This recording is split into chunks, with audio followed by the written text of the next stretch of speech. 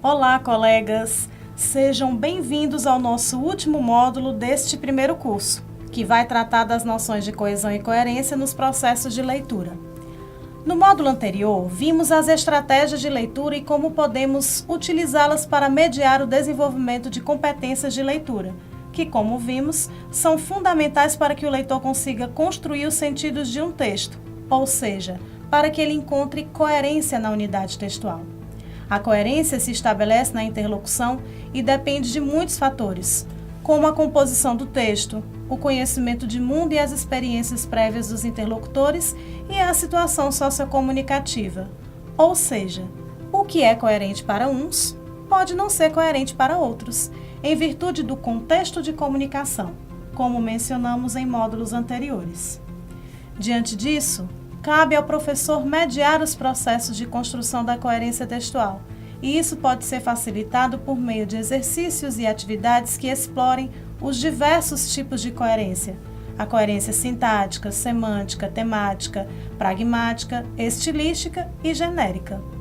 Discorreremos sobre cada uma delas no nosso material de leitura, que também trará considerações sobre coesão textual.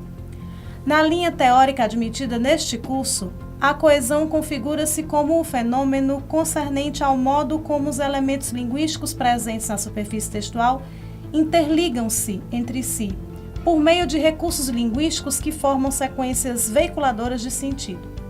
Ela não é o único fator necessário para a construção da coerência, mas também exerce função importante nesse processo por meio de recursos de remissão e sequenciação que garante a continuidade dos sentidos do texto.